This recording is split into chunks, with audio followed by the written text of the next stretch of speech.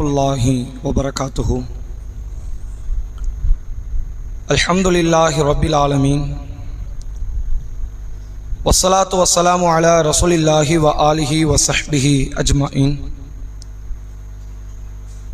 வமன் தபிஅஹு வ தாஅஹு பித்தீன் இலா யௌமித்தீன்.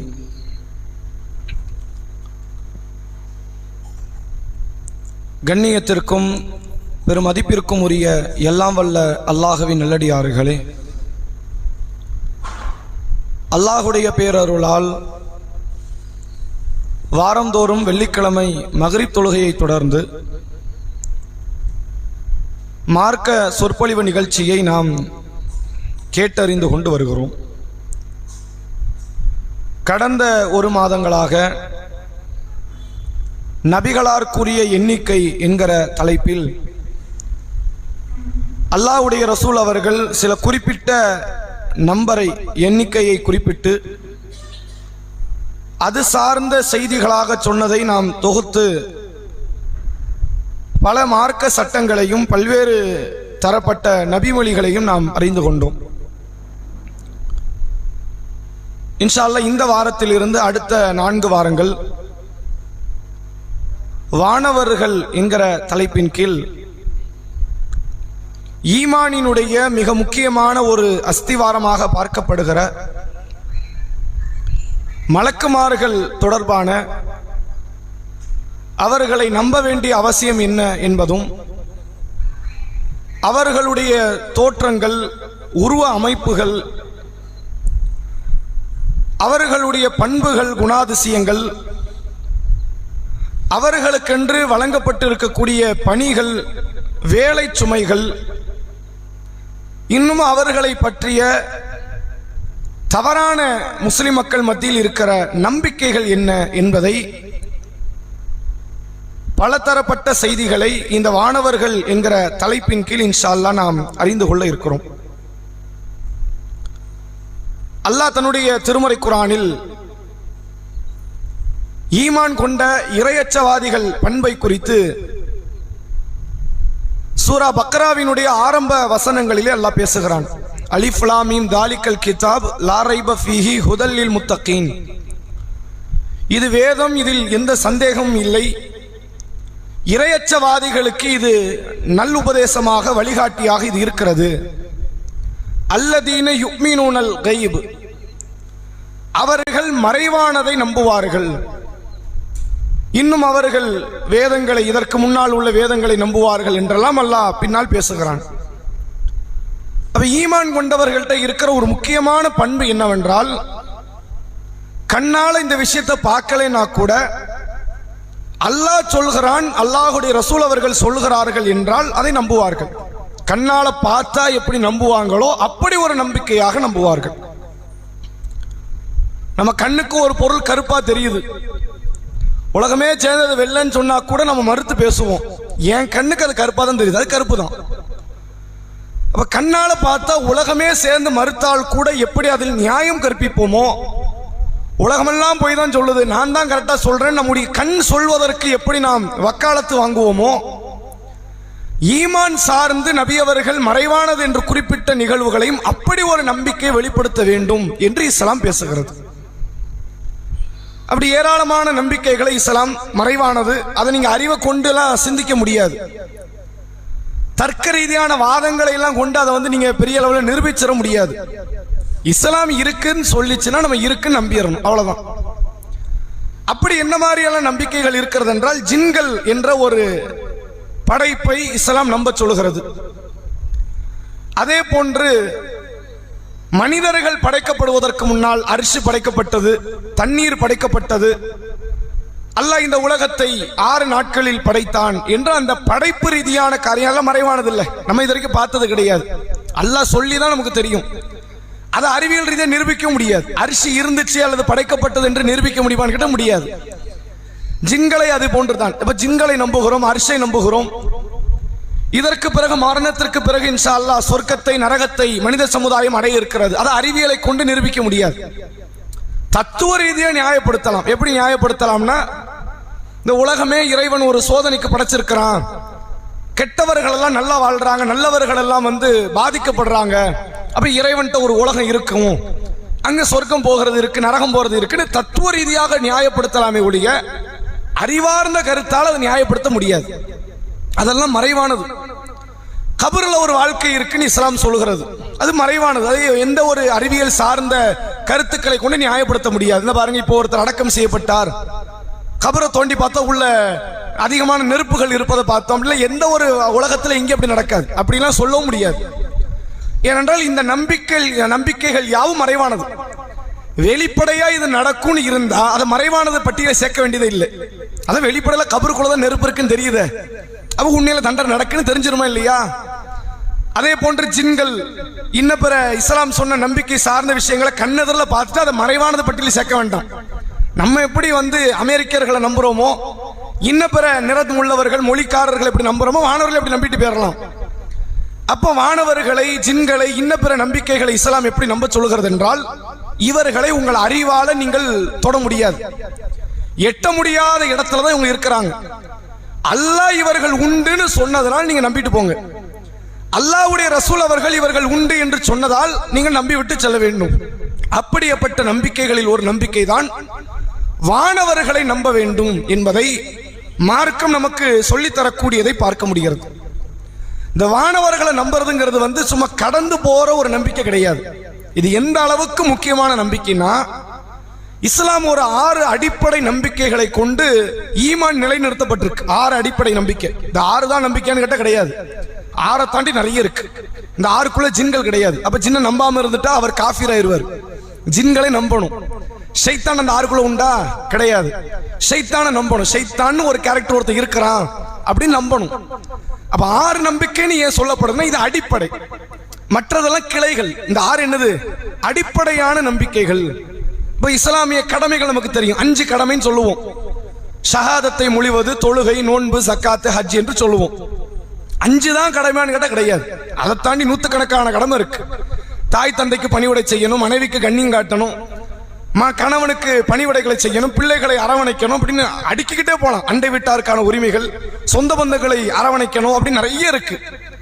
அப்ப ஏன் இந்த 5 சொல்லுதுன்னா, இந்த 5 அடிப்படையான ஒரு கடமை. அது மாதிரி இஸ்லாம் சொல்லக்கூடிய ஒரு 6 அடிப்படையான நம்பிக்கைகளை நீங்கள் பார்த்தால், முதல் நம்பிக்கை இறை நம்பிக்கை. படைச்சவன் ஒருத்தர் இருக்கிறான், அவன் தான் நம்ம எல்லாரையும் இதுவரைக்கும் ஆக்கினா, இனி அழிப்பான், அவன் நினைச்சதை படைப்பான், நினைச்சதை அழிக்கக்கூடிய பேராற்றல் கொண்டவன் அப்படின்ற அந்த இறைவனை நம்புவதற்கு அடுத்தபடியாக வானவர்களை பற்றி மட்டும்தான் அல்லாஹ் பேசுறான். இறை வேதங்கள் அதுக்கு பின்னாடி வருது, இறை தூதர்கள் அதுக்கு பின்னாடி வராங்க. அதற்கு பிறகு மறுமை நாளை பற்றி நம்பிக்கை இருக்கு, அதற்கு பிறகு விதியை பற்றி நம்பிக்கை இருக்கு. 2வது இடத்துல அல்லாஹ் எங்கேயுமே மாத்தவே இல்லை. எங்கேயாவது ஒரு இடத்துல மாத்தி அல்லாவுக்கு அடுத்து வானவர்கள், அதாவது வேதங்களை, தூதர்களையும் சொல்லிட்டு பின்னாடி மலக்குமார்களை சொல்லணும்ல.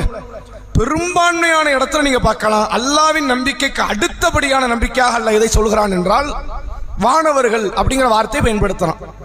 நீங்கள் திருக்குரானில் பார்க்கலாம், சூரா பக்கரா என்கிற 2வது அத்தியாயம் 285வது வசனம். நம்ம இரவுக்கு தூங்க செல்லும் பொழுது இந்த வசனத்தை ஓதிவிட்டு தூங்க செல்லுங்கள் நாங்க சொல்லலாம்.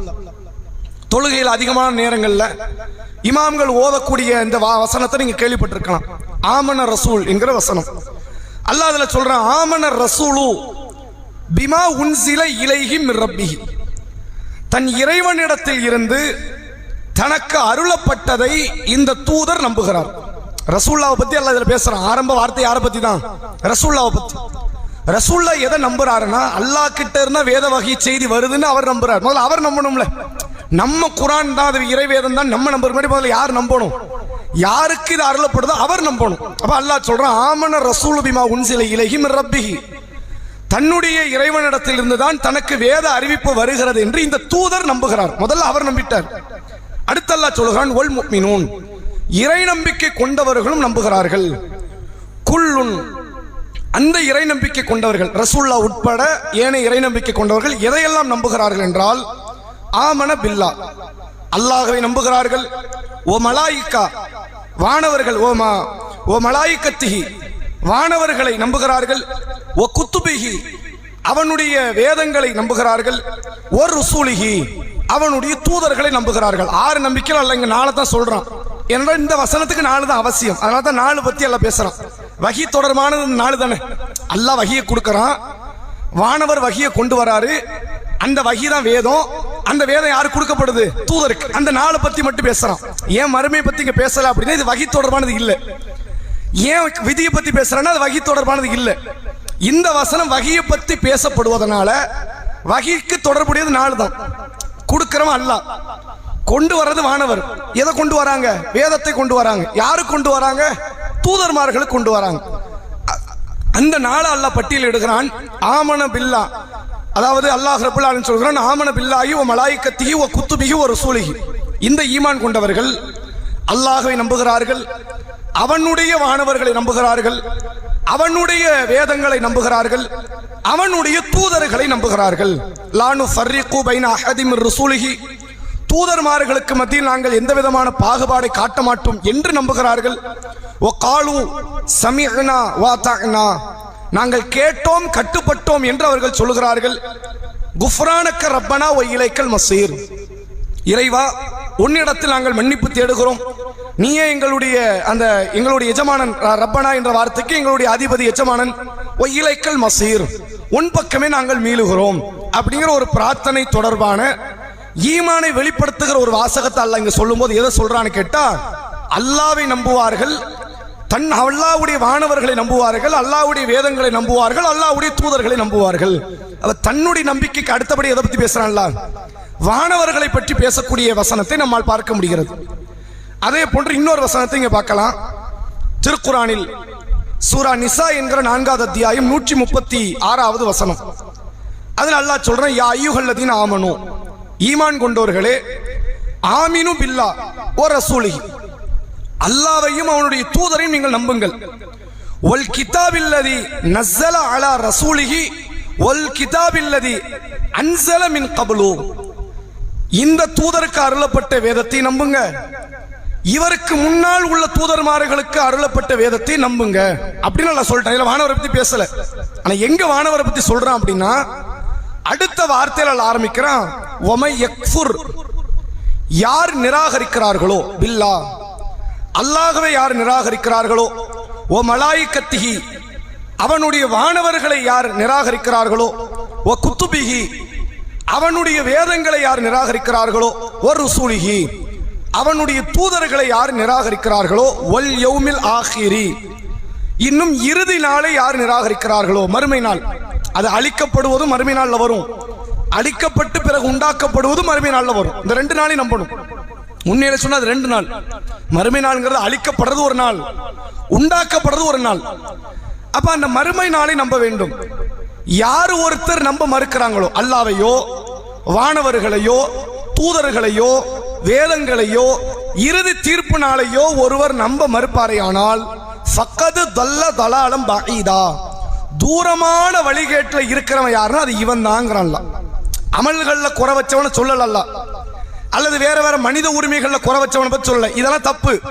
அமல்கள்ல குறை வச்சா அவன் நன்றி கெட்டவன் அர்த்தம், மனித உரிமையில குறை வச்சா அவன் வந்து இரக்கமற்றவன் அர்த்தம். ஆனா அல்லாஹ் என்ன சொல்றான் அப்படின்னா, இவன் நன்றி கெட்டவனோ இரக்கமற்றவனோ கிடையாது, இவன் தூரமான வழிகேடன் என்று அல்லாஹ் யாரை குறிப்பிடுகிறான் என்றால், நம்பிக்கை சார்ந்த விஷயத்தில் ஒருவன் நம்ப மறுத்தால் அவன் தூரமான வழிகேடன். யாரை நம்பணும்? அல்லாஹ்வை, வானவர்களை, வேதங்களை, தூதர்களை, மறுமையினால நம்பணும்.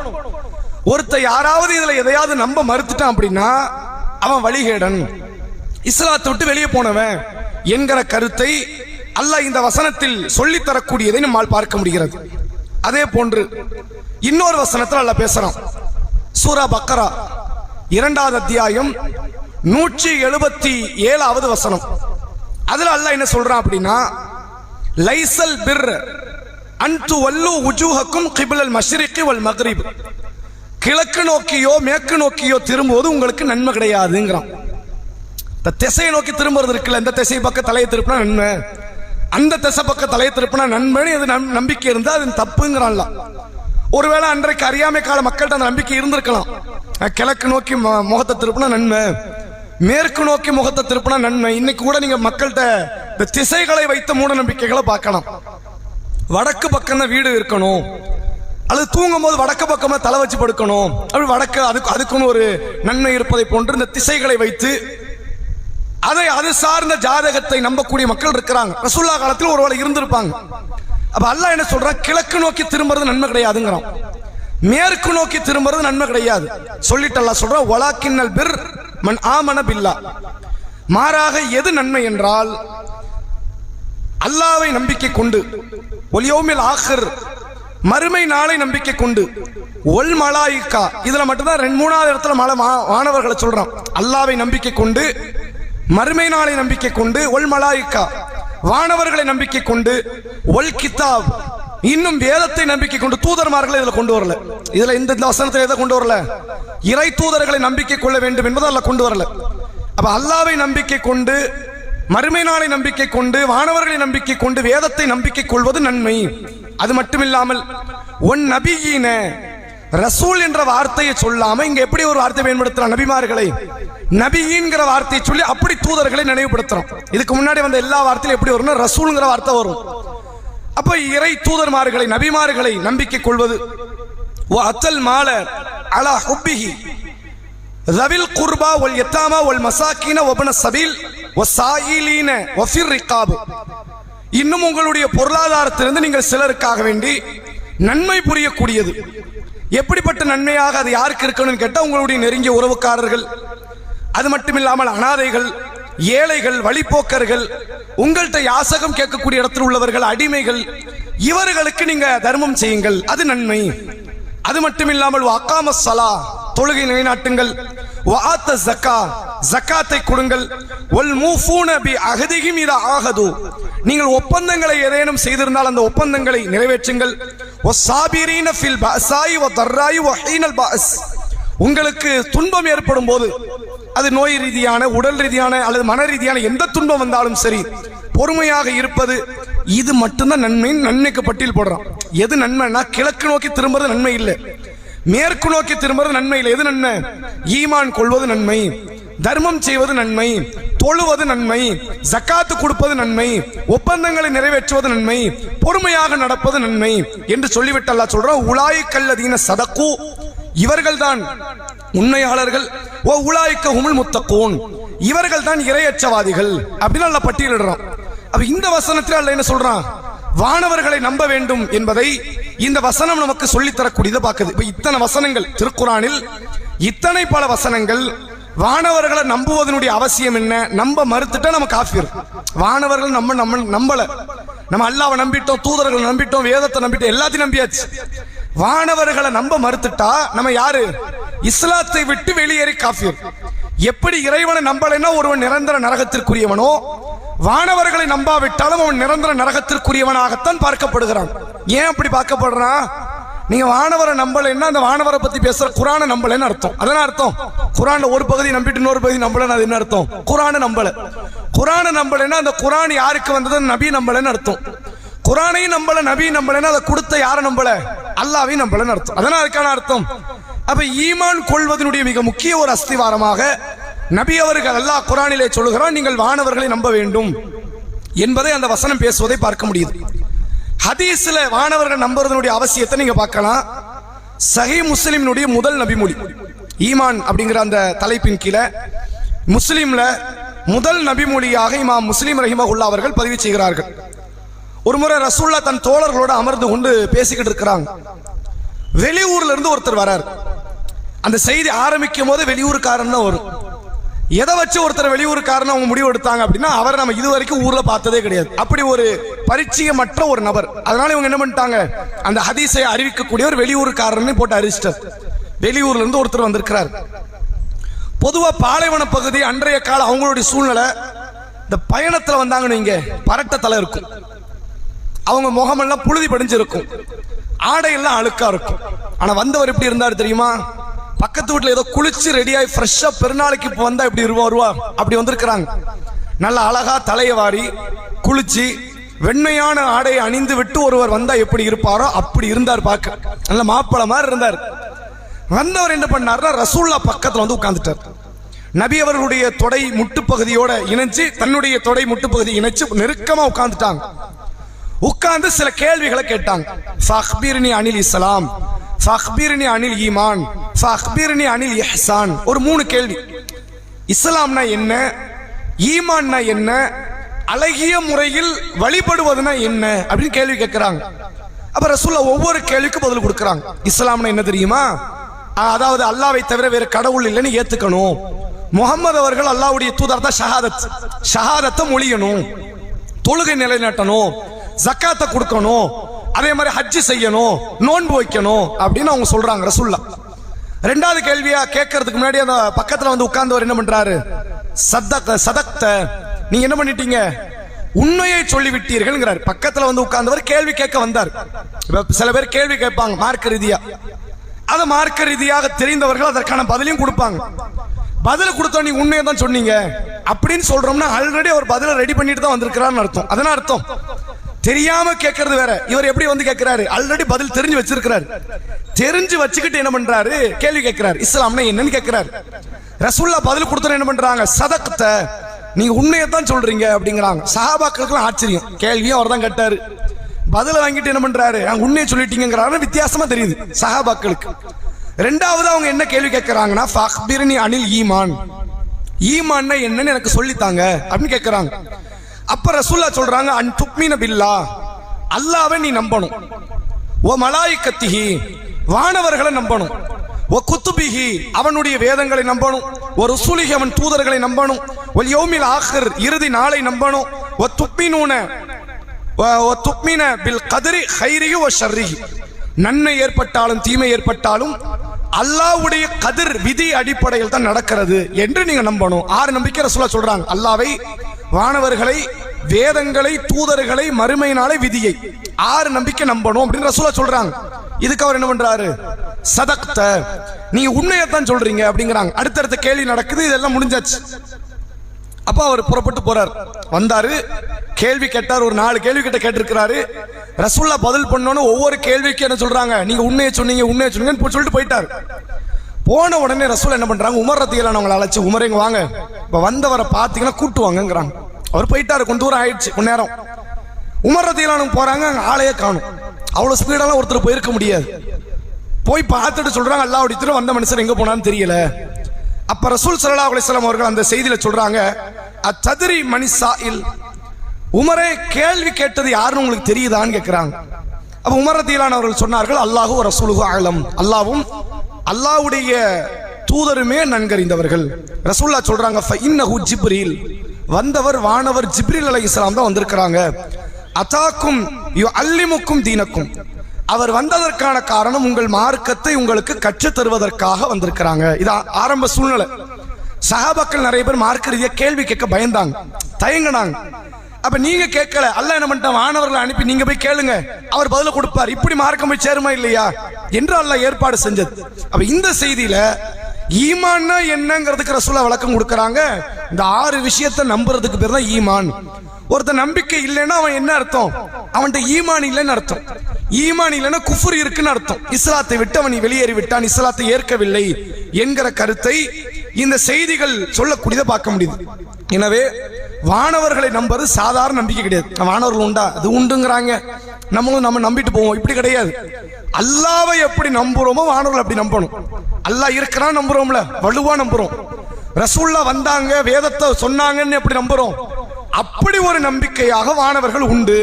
அல்லாஹ் சொல்லி இருக்கிறான், ரசூலுல்லாஹ் சொல்லி இருக்கிறாங்க என்பதை அழுத்தம் திருத்தமாக சந்தேகத்திற்கு இடமில்லாத வகையில் வானவர்களை நம்ப வேண்டும் என்பதை மார்க்க நமக்கு சொல்லி தரக்கூடியதை பார்க்க முடிகிறது. சரி, இப்ப வானவர்கள் நம்புறோம்னு ஆயிடுச்சு. இவங்க படைப்புல இருந்து இஸ்லாம் சொல்லி தருது ஒவ்வொரு விஷயமா. வானவர்கள் தான் முதல்ல படைக்கப்பட்டிருப்பாங்க அப்படிங்கிற புரிந்து கொள்ள முடியுது. அதாவது உயிர் உள்ள அடிப்படையில எடுத்துக்கொண்டால் யாரு முந்தைய படைப்பா இருந்திருப்பாங்க? வாய்ப்பு இருக்கு, வானவர்கள் இருந்திருப்பாங்க. ஆதம் அலைஹிஸ்ஸலாம் வரதுக்கு முன்னாடி வானவர்கள் அந்த சபையில இருந்தாங்க. ஆதம் அலைஹிஸ்ஸலாமுடைய படைப்பை பற்றி அல்லாஹ் வானவர்கள்ட்ட பேசி இருக்கிறான்னு குர்ஆன் சொல்லுது. அதெல்லாம் நம்ம இன்ஷா அல்லாஹ் அடுத்தடுத்த நாட்கள்ல நம்ம தெரிந்து கொள்வோம். அப்ப வானவர்கள் ஒரு முந்தைய படைப்பு, மனிதர்களுக்கெல்லாம் முன்னாடி உள்ள ஒரு முந்தைய படைப்பு. இவங்க அல்லாஹ் எப்படி படைச்சான்? அல்லாஹ்வை பொறுத்த வரைக்கும் ஒரு படைப்பை கொண்டு வரதுக்கு ஒரு மெட்டீரியல் தேவைகள்லாம் கிடையாது. ரா மெட்டீரியல் இருந்தாதான் ஒன்று உருவாகும். மனுஷன் ரா மெட்டீரியல் இல்லாம சும்மா வராது. எந்த விஷயத்தை நீங்க எடுத்துக்கிட்டாலும் சரி, ஒரு ஃபேன் தயாரிக்கணும், ஒரு போன் தயாரிக்கணும், ஒரு வாட்ச் தயாரிக்கணும், ரா மெட்டீரியல் தேவை. இன்னென்ன பொருள் தான் சேர்த்து முடிச்சு போட்டு வச்சாதான் அந்த பொருள் வரும். சும்மா அதுவா உருவாகுமான்னு கேட்டா உருவாகாது. அல்லாஹ் உருவாக்குவான். இறை படைப்புக்கும் மனுஷ படைப்புக்குள்ள வேறுபாடு தான்.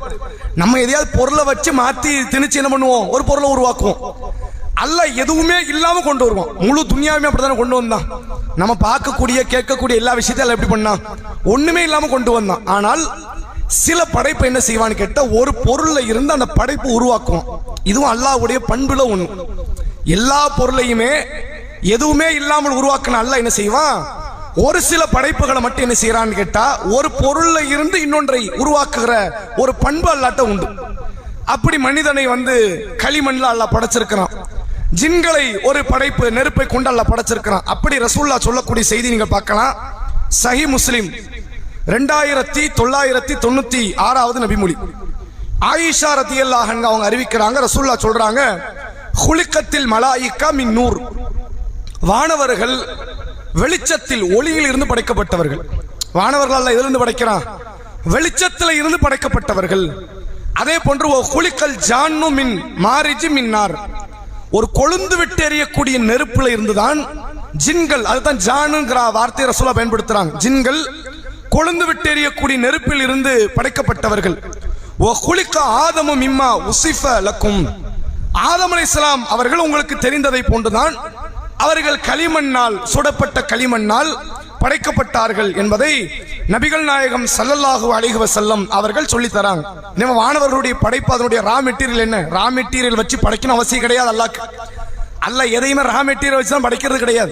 பூமியை படைச்சான், ஒரு இந்த பொருள் இருந்து அப்படி மாத்துவோம், அப்படியே படைச்சான். மத்த ஜீவராசியை படைச்சான், இதுல இருந்து அதை மாத்துவோம், அப்படியே படைச்சான் கிடையாது. அர்ஷ படைச்சான், தண்ணீரை படைச்சான், எழுதுகோலை படைச்சான், இதுல இருந்து அது அப்படின்னு கிடையாது. எல்லா பொருளுமே அல்லாஹ்வால் படைக்கப்பட்டது. ஆனால் சில பொருள் என்ன பண்ணுவாங்க, ஒன்றில் இருந்து இன்னொன்றை உருவாக்குகிற பண்பும் அல்லாஹ்ட்ட இருக்குன்ற அடிப்படையில மனிதர்களை களிமண்ணில் இருந்து படைக்கிறான். அதே போன்று ஜின்களை நெருப்பில் இருந்து படைக்கிறான். வானவர்களை ரசூலுல்லாஹ் நூறுங்கிற வார்த்தை பயன்படுத்துறாங்க, ஒளியில் இருந்து படைத்தான் என்று நபிகள் நாயகம் ஸல்லல்லாஹு அலைஹி வஸல்லம் அவர்கள் சொன்னார்கள். இந்த வார்த்தைக்கு இப்போ மனிதனை மண்ணிலிருந்து படைக்கப்பட்டாங்கிற அந்த செய்தி நீங்க பாத்தீங்கன்னா, மண்ணில் என்னவெல்லாம் தாது பொருட்கள் மூலக்கூறு இருக்குதோ அதே விகிதாச்சாரத்தில் மனுஷ உடம்புல இருக்கு. மண்ணில் மெக்னீசியம் இருக்குதா, மனுஷ உடம்புல உண்டு. மண்ணில் கால்சியம் இருக்குதா, மனுஷ உடம்புல இருக்கு. மண்ணில் இரும்பு சத்து அயன்ங்கிறது இருக்கு, மனுஷ உடம்புல இருக்கு. என்னவெல்லாம் மண்ணில் இருக்குதோ அத்தனை எதுல இருக்குது, அதே விகிதாச்சாரம். இந்த விகிதாச்சாரத்தில் கூட மாற்றம் கிடையாது, பெர்சன்டேஜ் கூட அதே மாதிரி இருக்கும்.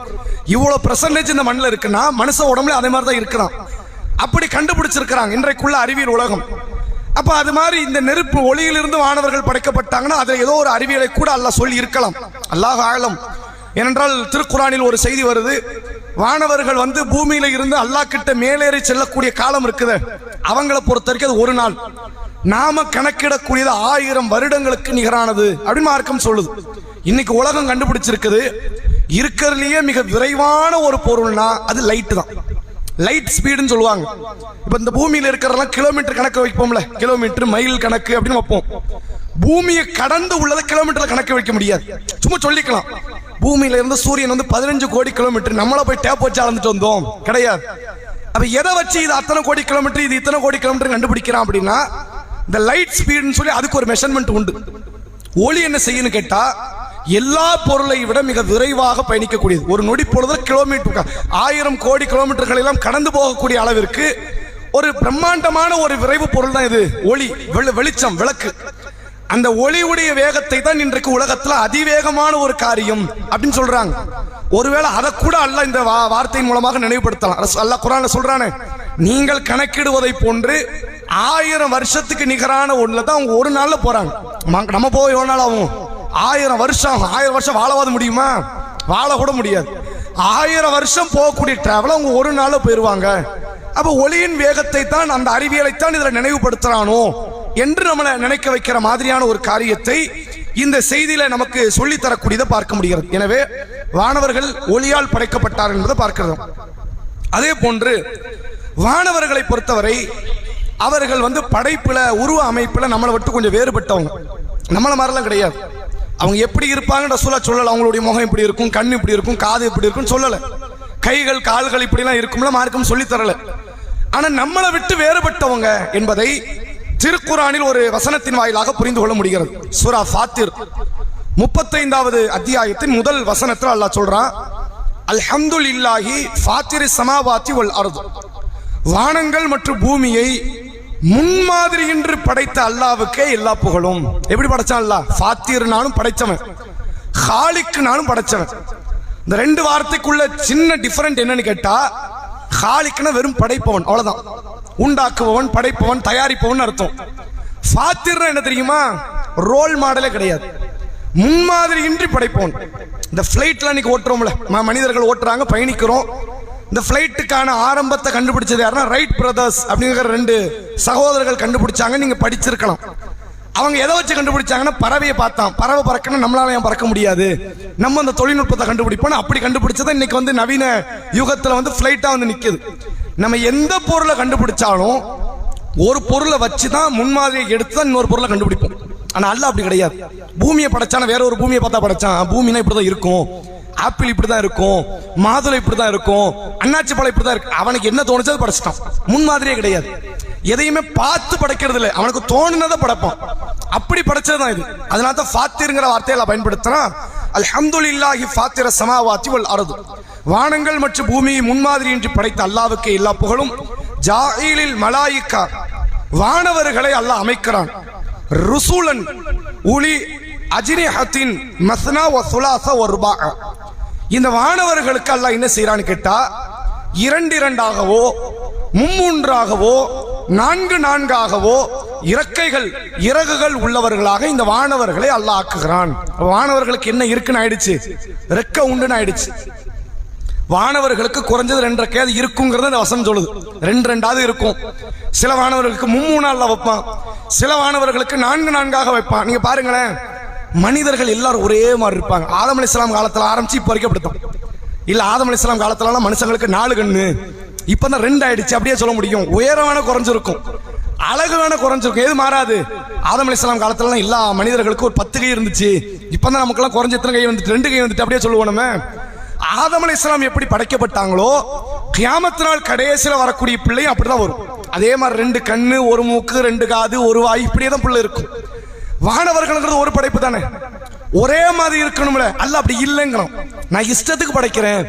எப்படி அந்த வார்த்தை அல்லாஹ் சொல்றான் அப்படின்னா, யஸீது ஃபில் கல்கி மா யஷா, நாடியதை படைப்பில் அல்லாஹ் அதிகப்படுத்துகிறான். மாணவர்கள் தான், சிலருக்கு 2 இருக்கும், சிலருக்கு 4 இருக்கும், சிலருக்கு 6 இருக்கும், 50 இருக்கும், 100 இருக்கும். வித்தியாசமான ரெக்கைகளை கொண்டு அல்லாஹ் வானவர்களை படைக்கிறான். இன்னல்லாஹ அலா குல்லி ஷைஇன் கதீர், அல்லாஹ் எல்லா பொருட்கள் மீதும் ஆற்றல் உடையவனாக இருக்கிறான் என்பதை சூரா ஃபாத்திரினுடைய முதல் வசனத்தில் அல்லாஹ் சொல்லக்கூடியதை பார்க்க முடிகிறது. எனவே வானவர்கள் என்பவர்கள் இறக்கைகள் உடையவர்களாக இருக்கிறார்கள் என்பதை இந்த வசனம் நமக்கு சொல்லுது. அத ஹதீஸ்ல நீங்க ஒரு செய்தி பார்க்கலாம். சஹீஹ் முஸ்லிமினுடைய 174வது நபிமொழி. நபி அவர்கள் சொல்லுகிறார்கள், இதை வந்து இப்னு மஸ்ஊத் ரலியல்லாஹு அன்ஹு அறிவிக்கிறாங்க. இந்த செய்தியை ரசூல் என்ன சொல்றாங்க அப்படின்னா, அன்ன நபிய ஸல்லல்லாஹு அலைஹி வஸல்லம் ரஆ ஜிப்ரீல், ரசூல் ஸல்லல்லாஹு அலைஹி வஸல்லம் அவர்கள் ஜிப்ரீல் அலைஹிஸ்ஸலாமை பார்த்தார்கள். லஹு 600 ஜனாஹ், அந்த ஜிப்ரீல் அலைஹிஸ்ஸலாம் அவர்களுக்கு 600 ரெக்கை இருப்பதை ரசூலுல்லாஹ் பார்த்தாங்க. ரசூலுல்லாஹ் சொல்லி தான் இப்னு மஸ்ஊதுக்கு தெரியுது. இப்னு மஸ்ஊத் சும்மா சொல்லல, ரசூலுல்லாஹ் சொல்லி இருக்கிறாங்க. ரசூலுல்லாஹ் என்னமா சொல்லி இருக்கிறாங்களா, நான் ஜிப்ரீல் அலைஹிஸ்ஸலாமை பார்த்தேன், எத்தனை ரெக்கை இருந்துச்சு, 600 ரெக்கை இருப்பதாக நான் பார்த்தேன் என்பதை நபிகள் நாயகம் ஸல்லல்லாஹு அலைஹி வஸல்லம் அவர்கள் சொல்லியிருக்கிறாங்க. ஜிப்ரீல் அலைஹிஸ்ஸலாம் அவர்களை ரசூலுல்லாஹ் 2 முறை தன் வாழ்நாள்ல ஒரிஜினல் தோட்டத்துல பார்த்திருக்கிறாங்க. பல முறை சந்திச்சிருக்கிறாங்க, பல முறை பேசியிருக்கிறாங்க, மேராஜ் பயணம் போயிருக்கிறாங்க. எங்கவெல்லாமோ அல்லாஹ்வுடைய அத்தாட்சியை காட்டுவதற்கு ஜிப்ரீல் அலைஹிஸ்ஸலாம் அழைச்சிட்டு போயிருக்கிறாங்க. ஒரிஜினல் தோற்றத்துல, அவங்களுக்குரிய தோற்றத்தில். ஏன்னா இதுக்கு முன்னாடி கூட ஒரு சம்பவத்தை பார்த்தோம். முஸ்லிமினுடைய முதல் செய்தி வந்தது யாரு, ஜிப்ரீல் அலைஹிஸ்ஸலாம். மனித உருவத்துல அழகா வெண்மையான ஆடையை போட்டு தலையெல்லாம் சீவி நல்ல ஒரு புது மாப்பிள்ளையை போன்ற ஒரு தோற்றத்துல வந்து உட்கார்ந்து சில கேள்விகளை கேட்டு பதிலை அறிந்து கொண்டு போனாங்க. அப்படி பார்த்தோம். அப்ப அங்கே ஜிப்ரீல் அலைஹிஸ்ஸலாம் சந்திச்சிருக்கிறாங்க. ஜிப்ரீல் அலைஹிஸ்ஸலாமுக்கே உண்டான ஒரு ஒரிஜினல் தோற்றம் உண்டு இல்ல, அந்த தோற்றத்தை நபி அவர்கள் தன் வாழ்நாள 2 முறை பார்த்திருக்கிறாங்க. 2 முறை. அது என்ன மாதிரி சூழ்நிலையில் பார்த்தாங்கிறது இன்ஷா அல்லாஹ் வரக்கூடிய காலங்கள் நம்ம தெரிந்து கொள்வோம். அப்போ வானவர்களுக்கு ரெக்கைகள் இருக்கிறது என்பது உறுதி.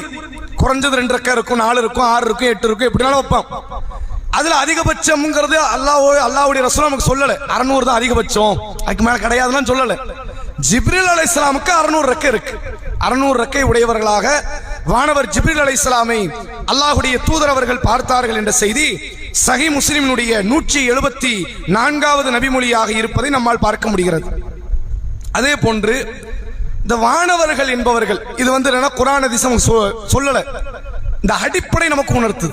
எதை உணர்த்துது? வார்த்தை அளவில் இல்லை, அந்த அடிப்படை நமக்கு உணர்த்துறது என்ன அப்படின்னா, இவர்கள் பெற்றோர்களால் வந்தவர்கள் அல்ல, இவர்கள் தங்கள் இனத்தை தாங்கள் உருவாக்கக்கூடியவர்களும் அல்ல. இப்ப நம்மள பெற்றோர்கள் வந்தவங்கல்ல, ஆதம் அலைஹிஸ்ஸலாமையும் அல்லாஹ் ஹவ்வா அலைஹிஸ்ஸலாமையும் படைச்சான். அதுக்கப்புறம் அவங்களே தங்களுடைய இனத்தை உருவாக்குனாங்க. இப்போ 840 கோடி பேர் உலகத்தில் இருக்கிறாங்க அப்படின்னா எல்லாத்தையும் தனித்தனி படைப்பால கொடுக்கல.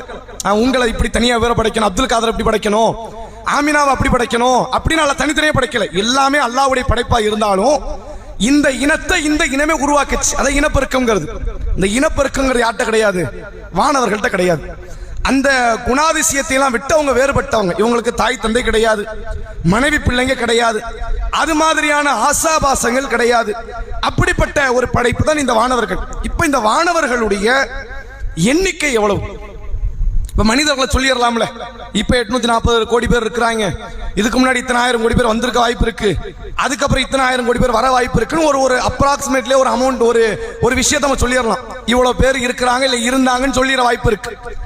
வானவர்கள் இப்படி சொல்ல முடியுமா அப்படின்னு கேட்டா அது கற்பனைக்கு எட்டாத ஒரு எண்ணிக்கை. அந்த எண்ணிக்கை நம்ம லிஸ்டுக்குள்ள கொண்டே வர முடியாது. இந்த இன்ஃபினிட்டின்னு சொல்லுவாங்க ஆங்கிலத்தில், வரையறுக்க முடியாத காரியம், கணக்குக்குள்ளே அடங்காது. அதெல்லாம் அடங்காது. மனிதர்கள் கணக்குக்குள்ள அடங்கக்கூடியவர்கள், வானவர்களை கணக்குக்குள்ள கொண்டு வர முடியாது. அல்லாஹ்க்கு தெரியும் அவர்கள் எவ்வளவு பேர் இருக்கிறாங்கன்னு. மனித கற்பனைக்குள்ள அந்த கணக்குக்குள்ள கொண்டு வர முடியாத அளவிற்கு வானவர்களுடைய எண்ணிக்கையை பற்றி ஒரு செய்தி நமக்கு சொல்லி தரக்கூடியதை பார்க்க முடியுது. சஹி புகாரி 3207வது நபிமொழியாக பதிவு செய்யப்பட்டிருக்கிறது. நபி அவர்கள் மேராஜ் பயணம் போறாங்க. ஒவ்வொரு வானத்துல ஒவ்வொரு நபியை சந்திக்கிறாங்க. அதுல இறுதியாக ரசூலா பார்த்தது அதாவது நபிகள் இப்ராஹிம் அலைஹிஸ்ஸலாம பார்க்கறாங்க. அவங்க ஒரு சுவற்றின் மீது சாய்ந்து உட்கார்ந்து இருக்கிறாங்க. அப்ப இப்ராஹிம் அலைஹிஸ்ஸலாம் பார்க்கறாங்க, நபியே மகனே வாங்கன்னு சொல்லி அழைப்பு கொடுக்கறாங்க. அந்த சலாம்லாம் சொல்ற செய்தி பார்த்தோம். அதுக்கு அடுத்து என்ன ஆகுதுன்னு கேட்டா, ஃபஸஅல்து ஜிப்ரீல், நான் ஜிப்ரீல்ட்ட கேட்டேன். ரசூலுல்லாஹ் சொல்றாங்க, நான் ஜிப்ரீல் அலைஹிஸ்ஸலாம் அவங்கள்ட்ட கேட்டேன். ஃபகால ஹாதல் பைத்துல் மஅமூர், இவங்க சாஞ்சு இருக்கிறாங்களே இது என்னன்னு கேட்கும்போது ஜிப்ரீல் அலைஹிஸ்ஸலாம் அவர்கள் சொல்கிறார்கள், இது பைத்துல் மஅமூர். பைத் என்றால் அது பொதுவா வீடு என்ற வார்த்தைக்கு பயன்படுத்தப்பட்டாலும் பள்ளிவாசலை தான் ஜிப்ரீல் அலைஹிஸ்ஸலாம் சொல்றாங்க. வானத்துல ஒரு பள்ளிவாசல் இருக்கு. எங்க இருக்குது? வானத்துல ஒரு பள்ளிவாசல் இருக்கு. அந்த பள்ளிவாசலுக்கு பேரு பைத்துல் மஅமூர் என்ற பள்ளிவாசல். அவங்க ஜிப்ரீல் அலைஹிஸ்ஸலாம் தொடர்ச்சியா சொல்றாங்க, யுஸல்லி ஃபீஹி குல்லி யௌமின் 70,000 மலக். இந்த பள்ளிவாசல்ல ஒரு நாளைக்கு 70,000 வானவர்கள் என்று தொழுவார்கள். அவ்வளவு பிரம்மாண்டம். இப்போ நம்ம பள்ளிவாசல் நம்மளாம் எத்தனையோ பள்ளிகளை பார்த்திருக்கிறோம். அந்த பள்ளியில 1000 பேர் இருப்பாங்க, 2000 பேர் நிற்பாங்க. இந்த பள்ளியினுடைய அமைப்பு எப்படின்னா 70,000 பேர் இருப்பாங்க. நம்ம நினைக்கலாம் இது என்ன பெரிய பிரம்மாண்டம், காபத்துள்ளால 35 லட்சம் பேர் இருக்கிறாங்க, அதை விட அது பெரிய பள்ளி அப்படின்னு நம்ம நினைப்போம். மனித உருவ அமைப்பை வானவர்கள் உருவ அமைப்போட வச்சு நம்ம ஓத விடக்கூடாது. ஏனென்றால் சில செய்திகள்லாம் வருது, வானவர்களுடைய உருவங்கிறது கற்பனைக்கு எட்டாத உருவம். அதையெல்லாம் நம்ம இன்ஷா அல்லாஹ் பின்னாடி பார்க்கலாம். அப்ப அந்த வானவர்கள் ஒரு நாளைக்கு 70,000 பேர் ஒரு பள்ளியில பைத்துல் மஅமூர்ல போய் நின்று தொழுவாங்களாம். 70,000 பேர் அந்த பள்ளி முழுமை அடைஞ்சிரும். இந்த 70,000 பேர் தொழுது முடிச்சதுக்கு அப்புறம் இதா ஹரஜு, அவர்கள் வெளியேறினால் லம் யஊது இலைஹி ஆகிர மா அலைஹிம், இவர்கள் மீண்டும் திரும்பி அந்த பள்ளிக்குள்ள என்ட்ரி ஆக முடியாது. இவங்க வந்தது இதுவே கடைசியா இருக்கும். இன்னைக்கு 70,000 பேர் உள்ள போவாங்க, வழிபடுவாங்க அல்லாஹ்வை. வழிபட்டுட்டு அன்னைக்கு நாள் முடிஞ்சோன்னு வெளியே வரணுங்கிறத ரூல். ஏன்னா அடுத்த நாள் இன்னொரு 70,000 ரெடியா நிக்கிறாங்கல்ல, இவங்க வெளியே வருவாங்க. இவங்க வெளிவரது தான் கடைசி. இதுக்கப்புறம் இவங்க நினைச்சாலும் உள்ள போக முடியாது. ஒரு நாள் தான் வாய்ப்பு. அவங்க படைக்கப்படுறது ஒரே ஒரு நாள். ஒரு நாளைக்கு 70,000 பேர் உள்ள என்ட்ரி ஆகுறாங்க, எக்ஸிட் ஆயிட்டாங்க. நாளைக்கு வேற 70,000, மறுநாள் இன்னொரு 70,000, தினம் 70,000 மாணவர்கள் இங்க தொழுது கொண்டே இருக்கிறாங்க. மனிதன் படைக்கப்பட்ட காலமே கோடி வருஷம் ஆகுதுங்கிறான். மனுஷன் படைக்கப்படுறதுக்கு முன்னாடி எல்லாம் வானவர்கள் படைக்கப்பட்டுட்டாங்க. அவங்க படைக்கப்பட்ட நாள்ல இருந்து அந்த பள்ளி இருந்திருக்கும். இன்னும் எத்தனை ஆயிரம் கோடி வருஷம் அல்ல அந்த பள்ளிக்குன்னா, அந்த பள்ளிக்கு மறுமை நாள் அப்படின்னா சொல்லியிருக்கிறாங்க கிடையாது. அது ஓடிக்கிட்டே தான் இருக்க போகுது. அது எத்தனை கோடி வானவர்கள் வர போறாங்க, இருக்க போறாங்க, அதை பற்றி எண்ணிக்கை இந்த செய்தியே சொல்லுது. நம்ம கற்பனை கெட்ட முடியாது. அல்லாஹ்க்கு தெரியும். ஒவ்வொன்றினுடைய அளவுகளை அல்லாஹ் அறிந்து வைத்திருக்கிறான். வானவர்கள் எண்ணிக்கை இவ்வளவு பேர், இத்தனை கோடி பேரு, இத்தனை ஆயிரம் கோடி, இத்தனை லட்சம் கோடி அப்படின்னு வரையறுக்க முடியாத அளவிற்கு எண்ணிக்கையில் மிக பிரம்மாண்டமானவர்கள் இந்த வானவர்கள் என்பதை இந்த செய்தியின் வாயிலாக நம்மால் அறிந்து கொள்ள முடிகிறது. இது அல்லாமல் நம்மளே வந்து ரசூலுல்லாஹ் சொன்ன வானவர்களுடைய பணிகளை நீங்க எடுத்துக்கிட்டீங்கன்னா இந்த வானவர்கள் எவ்வளவு எண்ணிக்கையில் இருப்பாங்க நமக்கு தெரியும். வானவர்கள் நன்மை தீமை எழுதுறதுக்கு வானவர்கள் இருக்கிறாங்க, முன்னும் பின்னும் பாதுகாப்பதற்கு வானவர்கள் இருக்கிறாங்க, மலக்குள் மௌத் என்று வானவர்கள் இருக்கிறாங்க. ஒரு மனுஷனை சுத்தியே ஏராளமான வானவர்கள் அல்லாஹ் எப்போதும் வச்சிருக்காங்க ஒவ்வொரு ஆளுக்கும். அப்படி கணக்கு போட்டு பார்த்தாலே வானவர்கள் என்ன பண்ண முடியாது, நம்ம வரையறைக்குள்ள கொண்டு வரவே முடியாது. வரையறைக்கு எட்டாத வகையில் தான் எண்ணிக்கைகள் கொண்டவர்களாக இந்த வானவர்களை அல்லாஹ் அமைத்திருக்கிறான் என்பதை நம்ம அறிந்து கொள்ள முடிகிறது. இப்ப இன்னைக்கு நம்ம பார்த்த தகவல் என்ன அப்படின்னா, வானவர்களை நம்ப வேண்டியதுடைய அவசியம். திருமறை குர்ஆன் வானவர்கள்னா யாரு, அவங்களை ஏன் நம்பணும், நம்புறது ஈமான்ல எவ்வளவு முக்கியம், ஒருவேளை நம்பலைன்னா அவன் தூரமான வழிகேட்டில் இருக்கிறான் அப்படிங்கிற செய்திகளை பார்த்தோம். அதே போன்று இந்த வானவர்களுடைய படைப்பு வந்து ஒளியால் ஆனது, வெளிச்சத்தால் அல்லாஹ் அமைத்தான் அப்படிங்கிற ரசூலுல்லாஹ் சொல்லி நம்ம பார்த்தோம்.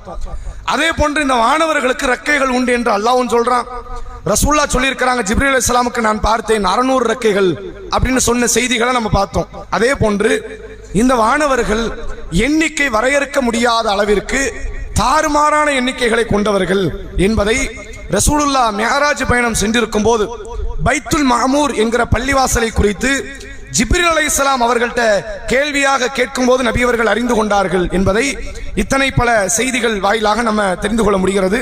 இன்ஷா அல்லாஹ் இதனுடைய தொடர்ச்சியாக அடுத்த வாரம் வானவர்களுடைய பண்புகள் என்ன, அவங்களுக்கு உண்டான குணாதிசயங்கள் என்ன, அதுல நம்ம என்னெல்லாம் நம்ம நம்பி வச்சிருக்கிறோம், அல்லாஹ் ரசூல் அவங்களை பத்தி என்ன சொல்றாங்க அப்படிங்கறத இன்ஷா அல்லாஹ் அடுத்த வாரத்தினுடைய தொடர்ச்சியில நம்ம பார்ப்போம். வாஹிரு தஅவானா அல்ஹம்துலில்லாஹி ரப்பில் ஆலமீன். இன்ஷா அல்லாஹ் நாளைய தினம் சனிக்கிழமை மக்ரிப் தொழுகையை தொடர்ந்து இளைஞர்களுக்கான தர்பியா நிகழ்ச்சி நடைபெற இருக்கிறது. அதுல உங்கள் வீட்டில் உள்ள வாலிப பிள்ளைகளை, ஆண்களை இந்த நிகழ்ச்சியில கலந்து கொள்ள செய்யும்படி கேட்டுக்கொள்கிறோம். நாளை மறுநாள் இன்ஷா அல்லாஹ் சூரா நிசா 4வது அத்தியாயத்தின் முதல் 50 வசனங்கள் அதுல இருந்து கேள்விகள் கேட்கப்படும். அந்த வசனங்களை படிச்சுட்டு வாங்க. சுப்ஹானக்கல்லாஹும்ம வ பிஹம்திக அஷ்ஹது அல்லா இலாஹ இல்லா அன்த அஸ்தக்ஃபிருக வ அத்தூபு இலைக். அஸ்ஸலாமு அலைக்கும்.